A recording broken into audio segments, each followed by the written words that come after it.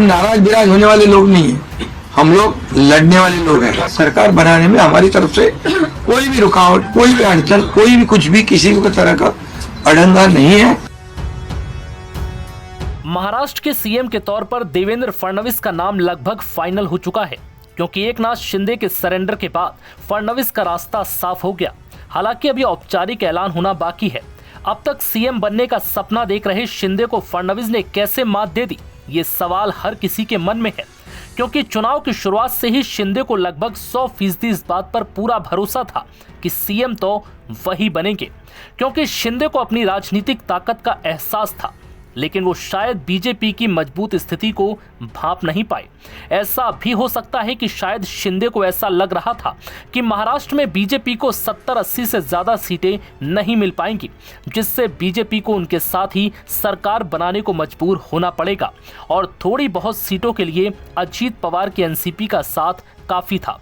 लेकिन शिंदे का खेल तब पलट गया जब जनता ने बीजेपी को महाराष्ट्र की सबसे बड़ी पार्टी बना दिया और 132 सीटों पर रिकॉर्ड जीत हासिल हुई। हालांकि इतनी सीटों पर जीत की उम्मीद खुद बीजेपी को नहीं थी, लेकिन एक शख्स ने महाराष्ट्र में बीजेपी की जान में जान डाल दी और वो हैं देवेंद्र फडणवीस। क्योंकि महाराष्ट्र के सीएम से अचानक डिप्टी सीएम बनना देवेंद्र फडणवीस के लिए काफी टीस भरा था, लेकिन मोदी शाह के फैसले के आगे वो झुक गए और डिप्टी सीएम बनने को राजी हो गए। इसके बावजूद फडणवीस ने खुद को कमजोर नहीं होने दिया और बीजेपी के लिए प्रदेश भर में भरपूर मेहनत की और चुनाव तक बीजेपी के लिए महाराष्ट्र के हर हिस्से में जमकर प्रचार भी किया। विकास, सुरक्षा और हिंदुत्व के मुद्दे पर फडणवीस ने हर रैली में बीजेपी को सबसे दमदार पार्टी के तौर पर प्रदर्शित करने में कोई कोर कसर नहीं छोड़ी और यही आलम रहा कि बीजेपी की जीत में फडणवीस की मेहनत बहुत रंग लाई। तो वहीं शिंदे को सबसे बड़ा झटका भी लगा।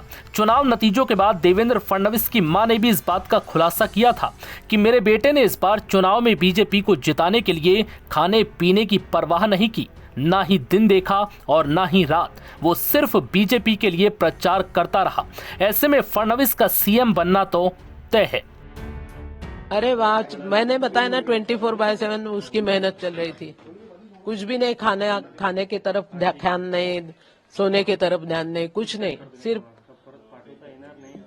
क्या बोलते हैं प्रचार, सिर्फ प्रचार और प्रचार और प्रचार, बस। घर से बाहर आशीर्वाद देंगे, मुख्यमंत्री बनेंगे? हाँ, उसमें इसमें तो कोई यही नहीं है, मुख्यमंत्री तो बनेंगे 100%। फडणवीस की मां के ये शब्द अब हकीकत होते दिख रहे हैं। एकनाथ शिंदे के सरेंडर के साथ ही फडणवीस का सीएम बनने का रास्ता साफ हो गया और फिर से प्रदेश की कमान अब फडणवीस को मिल सकती है।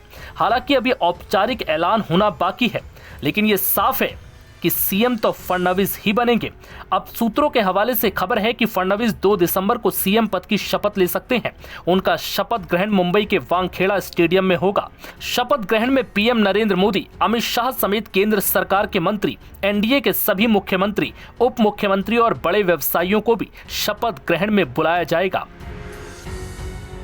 एनबीटी ऑनलाइन की रिपोर्ट।